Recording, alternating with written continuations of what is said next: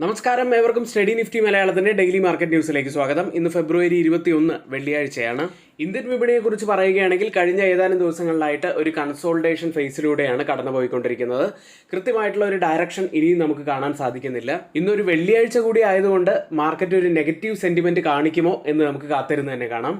ഇന്ന് പുലർച്ചെ ക്ലോസ് ചെയ്ത US മാർക്കറ്റുകളിൽ നിന്ന് ആരംഭിക്കാം. യുഎസിലെ പ്രധാനപ്പെട്ട 3 മാർക്കറ്റുകളും ഇടിയുകയുണ്ടായി. അതിൽ തന്നെ കൂടുതൽ നഷ്ടമുണ്ടാക്കിയത് ഡൗ ജോൺസ് ആയിരുന്നു. 450 പോയിന്റ്സ് ഇടിഞ്ഞു. ഇന്നലെ യുഎസിൽ പ്രധാനപ്പെട്ട ഒരു കമ്പനിയുടെ റിസൾട്ട് വന്നത് വാൾമാർട്ടിന്റേതായിരുന്നു. വാൾമാർട്ടിന്റെ ദുർബലമായ ഔട്ട്ലുക്ക് കാരണം സ്റ്റോക്ക് 6% ഇന്നലെ ഇടിഞ്ഞത്. ബുധനാഴ്ചത്തെ വലിയൊരു തീരുമാനം വന്നത് lumber, auto, semiconductor, pharma സെക്ടറുകളിൽ 25% അതിലധികമോ താരിഫ് ഏർപ്പെടുത്താൻ US പ്രസിഡന്റ് ഡൊണാൾഡ് ട്രംപ് തീരുമാനിക്കുന്നതായി ഒരു വാർത്ത വന്നിരുന്നു. ഏതായാലും അനിശ്ചിതത്വം നിലനിൽക്കുന്നത് കൊണ്ട് തന്നെയാണ് ഇന്നലെ സ്റ്റോക്കുകളും ഇടിയാനുള്ള കാരണമായത്. യൂറോപ്യൻ മാർക്കറ്റുകളും ഇന്നലെ ഇടിയുകയുണ്ടായി. ഇപ്പോഴത്തെ ഈ അനിശ്ചിതത്വമാണ് സ്വർണത്തിന് തുണയാകുന്നത്.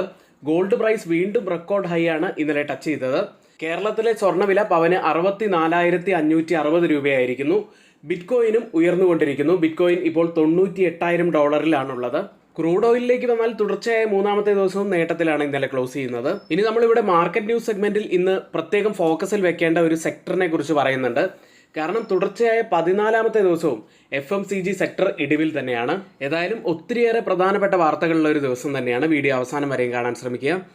ഇനി നമ്മുടെ പെയ്ഡ് എഡ്യൂക്കേഷൻ ടെലഗ്രാം ചാനലിലെ എഡ്യൂക്കേഷൻ വ്യൂസ് നമ്മൾ രാവിലെ 9 മണി മുതൽ 3:30 വരെയാണ് നമ്മുടെ ഗ്രൂപ്പിൽ നൽകാറുള്ളത്. കൂടാതെ 50% ഡിസ്കൗണ്ടോടുകൂടി ഇപ്പോൾ ജോയിൻ ചെയ്യാനുള്ള ഒരു അവസരം കൂടിയുണ്ട്. അതുകൊണ്ട് പരമാവധി എല്ലാവരും പെട്ടെന്ന് തന്നെ ജോയിൻ ചെയ്യാൻ ശ്രമിക്കുക. ഡിസ്ക്രിപ്ഷൻ ബോക്സിൽ നമ്മൾ അതിൻ്റെ ഡീറ്റെയിൽസ് എല്ലാം നൽകിയിട്ടുണ്ട്. അത്തരത്തിൽ നിങ്ങൾക്ക് ജോയിൻ ചെയ്യാവുന്നതാണ്. അല്ലെങ്കിൽ കൂടുതലായി അറിയണമെന്നുണ്ടെങ്കിൽ വാട്സപ്പ് നമ്പർ മുകളിൽ കൊടുത്തിട്ടുണ്ട്. അതിൽ മെസ്സേജ് അയച്ച് നിങ്ങൾക്ക് കാര്യങ്ങളെല്ലാം അറിഞ്ഞതിന് ശേഷം ജോയിൻ ചെയ്യാവുന്നതുമാണ്. ഇനി ഇന്നത്തെ നമ്മുടെ വീഡിയോയുടെ ലൈക്ക് ടാർഗറ്റ് 200 ലൈക്കുകൾ തന്നെയാണ്. എല്ലാ സുഹൃത്തുക്കളും ലൈക്ക് ചെയ്യാൻ ശ്രമിക്കുക. ചാനൽ ആരെങ്കിലും സബ്സ്ക്രൈബ് ചെയ്യാൻ മറന്നു പോയിട്ടുണ്ടെങ്കിൽ ദയവ് ചെയ്ത് ചാനൽ കൂടി ഒന്ന് സബ്സ്ക്രൈബ് ചെയ്യുക. ഇന്നത്തെ പ്രധാനപ്പെട്ട കുറച്ച് വാർത്തകളിലേക്കാണ്. നിഫ്റ്റി ഇപ്പോഴും ഒരു കൺസോൾട്ടേഷൻ ഫേസിൽ തന്നെയാണ്. കൃത്യമായിട്ടുള്ള ഒരു ദിശ ഇപ്പോഴും നിഫ്റ്റിക്ക് ലഭിച്ചിട്ടില്ല. ഇന്ന് നമ്മൾ പറയാൻ പോകുന്നത് കഴിഞ്ഞ 14 ദിവസങ്ങളിലായി നിഫ്റ്റിയിലെ ഒരു സെക്ടർ ഇടിഞ്ഞുകൊണ്ടേയിരിക്കുകയാണ്. കഴിഞ്ഞ 13 സെഷനുകളിലായി ഏകദേശം 2.11 ലക്ഷം കോടി രൂപ വിപണി മൂല്യം നഷ്ടപ്പെട്ട FMCG സ്റ്റോക്കുകൾ ഏറ്റവും ദൈർഘ്യമേറിയ നഷ്ടം നേരിട്ടു. ആദായനികുതി വെട്ടിക്കുറച്ചതിനാൽ ബഡ്ജറ്റ് ദിവസത്തിൽ 3% നേട്ടമുണ്ടാക്കിയെങ്കിലും അതിനുശേഷം നിഫ്റ്റി FMCG സൂചിക ഏകദേശം 9% ഇടിഞ്ഞു. പ്രധാനപ്പെട്ട ഓഹരികൾ ഏതൊക്കെയാണ് ഇടിഞ്ഞതെന്ന് നോക്കിയാൽ വരുൺ ബിവറേജ് ഏകദേശം 20% നഷ്ടം രേഖപ്പെടുത്തി. ITC 12%, Colgate 10.1%, United Spirits 8.7%, HUL 8%, United Breweries 7.5%, Godrej Consumer Products 7%. ഇനി FMCG സെക്ടർ ഇടിയാനുള്ള കാരണങ്ങൾ നോക്കിയാൽ ദുർബലമായ നഗരാവശ്യം, പണപ്പെരുപ്പം, വേതന വളർച്ചയുടെ ആഘാതം എന്നിവയാണ് ഇപ്പോഴത്തെ ഈ ഇടിവിന്റെ കാരണങ്ങളായി കാണാൻ കഴിയുന്നത്. ഏതായാലും ഗ്രാമീണ ഡിമാൻഡ് ശക്തമാണ് എന്നത് വളരെ പോസിറ്റീവായി എടുക്കാവുന്ന ഒരു കാര്യം തന്നെയാണ്. മറ്റൊരു വാർത്തയിലേക്ക്, മാർക്കറ്റ് വലിയ രീതിയിലുള്ള ഇടിവിലേക്ക് പോകുമ്പോഴും IPOകളോടുള്ള താല്പര്യം ഇപ്പോഴും ഇൻവെസ്റ്റേഴ്സിന് കൂടി വരുന്നു എന്നുള്ള സൂചനകളാണ് ഇവിടെ പറയുന്നത്. 2025 record IPO pipe line 1.82 lakh crore രൂപ പ്രതീക്ഷിക്കുന്നു. 2024 അത് 1.6 ലക്ഷം കോടി രൂപയായിരുന്നു. ഏതായാലും IPOകൾക്ക് നല്ല ഭാവിയുണ്ട് എന്ന് തന്നെയാണ് ഈ വാർത്ത സൂചിപ്പിക്കുന്നത്. ഇനി പുറത്തു വരാനിരിക്കുന്ന പ്രധാനപ്പെട്ട IPOകൾ LG ഇലക്ട്രോണിക്സ് ഇന്ത്യ 13,000 കോടി രൂപ സമാഹരിക്കാനാണ് ഉദ്ദേശിക്കുന്നത്. HDB ഫിനാൻഷ്യൽ സർവീസ് 12,500 കോടി രൂപ, ക്രെഡില ഫിനാൻഷ്യൽ സർവീസസ് 5,000 കോടി രൂപയും സമാഹരിക്കാനാണ് ഉദ്ദേശിക്കുന്നത്. ആദ്യമായി ഇന്നലെ പുറത്തു വന്ന പ്രധാനപ്പെട്ട കമ്പനികളുടെ റിസൾട്ടുകളിലേക്കാണ്. CIE ഓട്ടോമാറ്റീവ് ഇന്ത്യ എന്ന കമ്പനി നെറ്റ് പ്രോഫിറ്റിൽ ഇയർ ഓൺ ഇയറിൽ 1% മാത്രം വർധനമാണ് കമ്പനി രേഖപ്പെടുത്തിയത്. റവന്യൂവിൽ 5.8% ഇടിവും രേഖപ്പെടുത്തി. അടുത്തത് Sanofi Consumer Health Care India net പ്രോഫിറ്റിൽ 34.8% ഇടിവ് കമ്പനി രേഖപ്പെടുത്തി. ഇയർ ഓൺ ഇയറിലെ കണക്കാണ്. 44.3 കോടി രൂപയിലാണ് നെറ്റ് പ്രോഫിറ്റ് ഉള്ളത്. റവന്യൂവിൽ 24% ഇടിവും കമ്പനി രേഖപ്പെടുത്തി. അടുത്തത് ബർജർ പെയിൻസ് ആണ്. ഫ്യൂച്ചർ ആൻഡ് ഓപ്ഷൻ വിഭാഗത്തിൽ നിന്ന് ബർജർ പെയിന്റുകളെ നീക്കം ചെയ്യാൻ NSE തീരുമാനിച്ചു കഴിഞ്ഞു. അടുത്തത് അമർ രാജ ബാറ്ററീസ് ആണ്. സ്റ്റോക്ക് യോഗ്യത മാനദണ്ഡങ്ങൾ പാലിക്കാത്തത് കാരണം ഫ്യൂച്ചർ ആൻഡ് ഓപ്ഷൻ വിഭാഗത്തിൽ നിന്ന് അമർ രാജ ബാറ്ററീസിനെ NSE ഒഴിവാക്കുന്നു. അടുത്തത് സിപ്ല എന്ന കമ്പനിയാണ്. നിലോട്ടിനിബ് ക്യാപ്സ്യൂളുകൾക്കായി സമർപ്പിച്ച പുതിയ അപേക്ഷയ്ക്ക് United State Food and Drug Administration അന്തിമാനുമതി നൽകി. അതായത് USFDA അന്തിമാനുമതി നൽകിയിരിക്കുന്നു. അടുത്തത് HG ഇൻഫ്ര എഞ്ചിനീയറിംഗ് എന്ന കമ്പനി അതിൻ്റെ അനുബന്ധ സ്ഥാപനമായ റെവാറി ബൈപ്പാസിലെ 100% ഇക്വിറ്റി ഓഹരി 133 കോടി രൂപയ്ക്ക് ഹൈവേ ഇൻഫ്രാസ്ട്രക്ചർ ട്രസ്റ്റിന് കൈമാറിയിരിക്കുന്നു. അടുത്തത് ഗണേഷ് ഇൻഫ്ര വേൾഡ് എന്ന കമ്പനിയാണ്. കമ്പനിക്ക് 129.8 കോടി രൂപയുടെ പുതിയ ഒരു വർക്ക് ഓർഡർ ലഭിച്ചിരിക്കുന്നു. ഇന്ന് F&A സെഗ്മെന്റിൽ ബാനായ സ്റ്റോക്ക് മണപ്പുറം ഫിനാൻസ് ആണ്. ഇന്ന് എക്സ് ഡിവിഡൻഡ് ഡേറ്റ് ആയി വരുന്ന പ്രധാനപ്പെട്ട കമ്പനികളുടെ പേര് മാത്രമെന്ന് പറയാം. മണപ്പുറം ഫിനാൻസ്, ബോംബെ ബുംറ Trading Corporation, Career Point, First Source Solution, India Nippon Electronics, Kirloskar Oil Engines, Meera Industries, Modison, SJVN തുടങ്ങിയവയാണ്. ഇനി നമ്മുടെ ഓപ്ഷൻ ബേസിക് കോഴ്സിലേക്ക് വരാം. ഓപ്ഷനെ കുറിച്ച് ഒട്ടും തന്നെ ധാരണയില്ലാതെ ധാരാളം പേർ പണം കളയുന്നുണ്ട് ഓപ്ഷൻസിൽ. അതും പലപ്പോഴും നമ്മൾ മറന്നു പോകുന്നത് വളരെ ബേസിക് ആയിട്ടുള്ള കാര്യങ്ങൾ തന്നെയാണ്. ഇത്തരത്തിൽ ബേസിക് ആയിട്ടുള്ള A to Z കാര്യങ്ങൾ നമ്മൾ ഇവിടെ പഠിപ്പിച്ചു പോകുന്നുണ്ട്.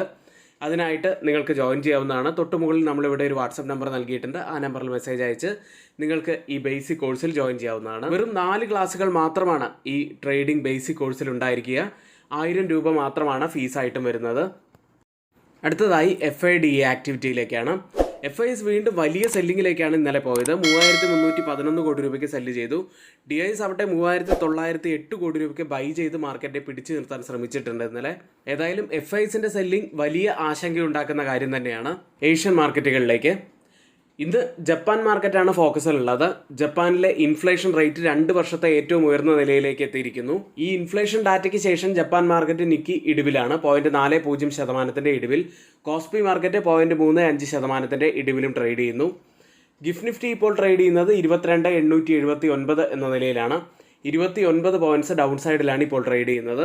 ഇപ്പോൾ ഇന്ത്യൻ സമയം 6 മണി കഴിഞ്ഞ് 50 മിനിറ്റാണ്. ഇപ്പോഴത്തെ ഈ ഒരു നില വെച്ച് നിഫ്റ്റിയിൽ നമുക്ക് ഏകദേശം 55 മുതൽ 60 പോയിന്റ്സിന്റെ ഒരു ഗ്യാപ് ഡൗൺ ഓപ്പണിങ്ങിനാണ് സാധ്യതയുള്ളത്. അതായത് നിഫ്റ്റി വീണ്ടും വളരെ ക്രൂഷ്യൽ ആയിട്ടുള്ള 22,800 മുതൽ 22,750 സോണിലേക്ക് വീണ്ടും വരുമോ എന്ന് തന്നെയാണ് നമ്മൾ നോക്കേണ്ടത്.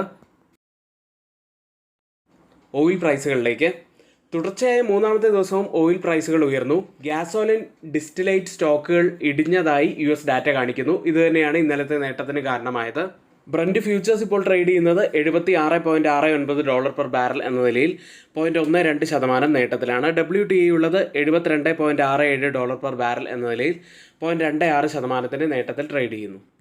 ഇന്ന് നമ്മൾ നിഫ്റ്റിയിലും ബാങ്ക് നിഫ്റ്റിയിലും ശ്രദ്ധിക്കേണ്ട ഏറ്റവും പ്രധാനപ്പെട്ട കുറച്ച് കാര്യങ്ങളിലേക്കാണ്. നിഫ്റ്റി 22,913 19 പോയിന്റ്സ് ഇടിഞ്ഞാണ് ഇന്നലെ ക്ലോസ് ചെയ്യുന്നത്. നിഫ്റ്റി ഇന്നലെയും സൈഡ് വേസിൽ തന്നെയായിരുന്നു ട്രേഡ് ചെയ്തിരുന്നത്. പ്രധാനപ്പെട്ട സപ്പോർട്ട് സോൺ ആയിട്ടുള്ള 22,800 മുതൽ 22,750 വരെയുള്ള ആ ഒരു സോണിൽ ഇപ്പോഴും ടച്ച് ചെയ്തതിന് ശേഷം നിഫ്റ്റി തിരിച്ചു കയറുന്നുണ്ട്. ഇന്നലത്തെ ലോ ആയിട്ടുള്ളത് 22,812 ആണ്. ഇന്നലെ ആദ്യ മണിക്കൂറിൽ തന്നെ ഈ ലോ ടച്ച് ചെയ്തതിന് ശേഷം നിഫ്റ്റി തിരിച്ചു കയറി. ഇപ്പോഴത്തെ ക്യാൻഡിലുകളൊന്നും കൃത്യമായിട്ടുള്ള ഒരു ഡയറക്ഷനും അതുപോലെ ഒരു സ്ട്രെങ്ത്തും കാണിക്കുന്നില്ല എന്നത് ഒരു പോരായ്മ തന്നെയാണ്. നിഫ്റ്റിയിൽ നമ്മൾ പ്രധാനപ്പെട്ട റെസിസ്റ്റൻസ് ഏരിയ ഇനി അപ്സൈഡിൽ നോക്കുകയാണെങ്കിൽ ആദ്യം 23,181 20 ഡേ EMA ഉള്ളത്. അതിനുശേഷം 50 ഡേ EMA ഉള്ളത് 23,442 ഡൗൺ സൈഡിൽ 22,780 നമ്മൾ ആദ്യം ശ്രദ്ധിക്കുക. അതിനുശേഷം 17-ാം തീയതിയിലെ ലോ ആയിട്ടുള്ള 22,720 ഡൗൺ സൈഡിൽ ശ്രദ്ധിക്കേണ്ട മറ്റൊരു ലെവലാണ്. അടുത്തതായി change in open interest data പ്രകാരം കോൾ സൈഡിലും പുട്ട് സൈഡിലും വന്ന വ്യത്യാസങ്ങളാണ്. ആദ്യം 22,900 സ്ട്രൈക്കിൽ 381% വർധനവ്, പുട്ട് സൈഡിൽ ഒരു ലോങ് ബിൽഡപ്പ് കാണാം. കോൾ സൈഡിൽ 146% വർധനവ്, ഒരു ഷോർട്ട് ബിൽഡപ്പ് ആണുള്ളത്. അടുത്തതായി 22,850 സ്ട്രൈക്കിൽ 110% വർധനവ്, പുട്ട് സൈഡിൽ ലോങ് ബിൽഡപ്പ് തന്നെ. 75% വർധനവ്, ഒരു ഷോർട്ട് ബിൽഡപ്പ് കോൾ സൈഡിലും കാണാം. 22,980 സ്ട്രൈക്കിൽ 52% വർധനവ്, പുട്ട് സൈഡിൽ ലോങ് ബിൽഡപ്പ്. കോൾ സൈഡിൽ 249% വർധനവ്, ഒരു ഷോർട്ട് ബിൽഡപ്പും കാണാം. ഈ 3 സ്ട്രൈക്കുകളും കമ്പയർ ചെയ്യുമ്പോൾ മാർക്കറ്റിനെ മുകളിലേക്ക് കൊണ്ടുപോകാൻ കഴിവുള്ള പുട്ട് സെല്ലേഴ്സ് സ്ട്രോങ് ആയി നിൽക്കുന്നത് 22,850 22,900 സ്ട്രൈക്കിലുമാണ്. എന്നാൽ മാർക്കറ്റ് താഴേക്ക് കൊണ്ടുപോകാൻ കഴിവുള്ള കോൾ സെല്ലേഴ്സ് സ്ട്രോങ് ആയി നിൽക്കുന്നത് 22,950 സ്ട്രൈക്കിലുമാണ്. അടുത്തതായി മാക്സിമം ഓപ്പൺ ഇൻട്രസ്റ്റ് രേഖപ്പെടുത്തിയ കോൾ സൈഡിലെയും പുട്ട് സൈഡിലെയും സ്ട്രൈക്കുകളിലേക്കാണ്. കോൾ സൈഡിൽ കൂടുതൽ ഓപ്പൺ ഇൻട്രസ്റ്റ് രേഖപ്പെടുത്തിയിരിക്കുന്ന ആദ്യത്തെ സ്ട്രൈക്ക് 24,000 ആണ്. അതിനുശേഷം 23,500 സ്ട്രൈക്കിലും അതിനുശേഷം 23,000 സ്ട്രൈക്കിലുമാണ്. പുട്ട് സൈഡിൽ കൂടുതൽ ഓപ്പൺ ഇൻട്രസ്റ്റ് രേഖപ്പെടുത്തിയിരിക്കുന്ന ആദ്യത്തെ സ്ട്രൈക്ക് 22,000, അതിനുശേഷം 22,500 സ്ട്രൈക്ക്, അതിനുശേഷം 22,800 സ്ട്രൈക്കിലുമാണ്. ഓപ്പൺ ഇൻട്രസ്റ്റ് ഡാറ്റ പ്രകാരം ഒരു റെസിസ്റ്റൻസ് ആവാൻ സാധ്യതയുള്ളത് 23,000-ഉം സപ്പോർട്ട് ആവാൻ സാധ്യതയുള്ളത് 22,800-ഉമാണ്. ബാങ്ക് നിഫ്റ്റിയിലേക്ക് 49,334-ൽ 235 പോയിന്റ്സ് ഇടിഞ്ഞാണ് ബാങ്ക് നിഫ്റ്റി ഇന്നലെ ക്ലോസ് ചെയ്യുന്നത്. ബാങ്ക് നിഫ്റ്റിയിൽ ഇന്നലെ വളരെ ചെറിയ ഒരു ഡോജി ക്യാൻഡിലാണ് ഫോം ആയിരിക്കുന്നത്. ബാങ്ക് നിഫ്റ്റിയെ സംബന്ധിച്ച് പറയുകയാണെങ്കിൽ അപ്സൈഡിൽ നമ്മൾ ശ്രദ്ധിക്കേണ്ട ആദ്യത്തെ ലെവൽ 49,740 ആണ്. ഡൗൺ സൈഡിൽ ശ്രദ്ധിക്കേണ്ട ആദ്യത്തെ ലെവൽ 48,950-ഉമാണ്. മാക്സിമം ഓപ്പൺ ഇൻട്രസ്റ്റ് രേഖപ്പെടുത്തിയ കോൾ സൈഡിലെയും പുട്ട് സൈഡിലെയും സ്ട്രൈക്കുകളിലേക്കാണ്. കോൾ സൈഡിൽ കൂടുതൽ ഓപ്പൺ ഇൻട്രസ്റ്റ് രേഖപ്പെടുത്തിയിരിക്കുന്ന ആദ്യത്തെ സ്ട്രൈക്ക് 51,000-ആണ്. അതിനുശേഷം 52,000 സ്ട്രൈക്കും, അതിനുശേഷം 50,000 സ്ട്രൈക്കിലുമാണ്. പുട്ട് സൈഡിൽ കൂടുതൽ ഓപ്പൺ ഇൻട്രസ്റ്റ് രേഖപ്പെടുത്തിയിരിക്കുന്ന ആദ്യത്തെ സ്ട്രൈക്ക് 49,000, അതിനുശേഷം 48,500 സ്ട്രൈക്ക്, അതിനുശേഷം 48,000 സ്ട്രൈക്കിലുമാണ്. ഓപ്പൺ ഇൻട്രസ്റ്റ് ഡാറ്റ പ്രകാരം ഒരു റെസിസ്റ്റൻസ് ആവാൻ സാധ്യതയുള്ളത് 49,000-ഉം സപ്പോർട്ട് ആവാൻ സാധ്യതയുള്ളത് 50,000-ഉമാണ്. ഇന്ത്യ വിക്സിലേക്ക് തുടർച്ചയായി മൂന്നാമത്തെ ദിവസമാണ് ഇന്ത്യ വിക്സ് ഇടിയുന്നത്. 14.68-ൽ 4.78% ഇടിഞ്ഞാണ് ഇന്ത്യ വിക്സ് ക്ലോസ് ചെയ്യുന്നത്. ഇന്ന് നമ്മൾ ശ്രദ്ധിക്കേണ്ട ഏറ്റവും പ്രധാനപ്പെട്ട കുറച്ച് കാര്യങ്ങളിലൂടെയാണ് ഇവിടെ കടന്നുപോയത്. ഈ പറഞ്ഞ കാര്യങ്ങളെല്ലാം ഏറ്റവും ഓതറൈസ്ഡ് ആയിട്ടുള്ള സൈറ്റുകളായ Money Control, Mint, Reuters, CNBC, Financial Express തുടങ്ങിയ മാധ്യമങ്ങളിൽ നിന്നാണ് എടുത്തിരിക്കുന്നത്. മറ്റുള്ളവയെല്ലാം നമ്മുടെ വ്യൂസ് മാത്രമാണ്. ഒരിക്കലും അത് റെക്കമെൻഡേഷൻ അല്ല. നിങ്ങളുടെ എഡ്യൂക്കേഷണൽ പർപ്പസിന് വേണ്ടിയാണ് അതിവിടെ ഷെയർ ചെയ്തിട്ടുള്ളതും. ഇനി നമ്മൾ ഇവിടെ അനലൈസ് ചെയ്ത open interest data OI pulse എന്ന സൈറ്റിൽ നിന്നാണ് നമ്മൾ ചെയ്തിട്ടുള്ളത്. യൂസർ ഫ്രണ്ട്ലി ആയ നല്ലൊരു സൈറ്റ് ആയതുകൊണ്ട് തന്നെയാണ് ഇതിവിടെ ഷെയർ ചെയ്യുന്നത്. അപ്പോൾ ആർക്കെങ്കിലും അക്കൗണ്ട് ഓപ്പൺ ചെയ്യണമെന്നുണ്ടെങ്കിൽ ഡിസ്ക്രിപ്ഷൻ ബോക്സിൽ നമ്മൾ അതിൻ്റെ ലിങ്ക് നൽകിയിട്ടുണ്ട്. അതുവഴി നിങ്ങൾക്ക് ഓപ്പൺ ചെയ്യാവുന്നതാണ്. എങ്കിൽ ഇന്നത്തെ ഈ വീഡിയോ പൂർത്തിയാവുന്നു. ഏവർക്കും നന്ദി.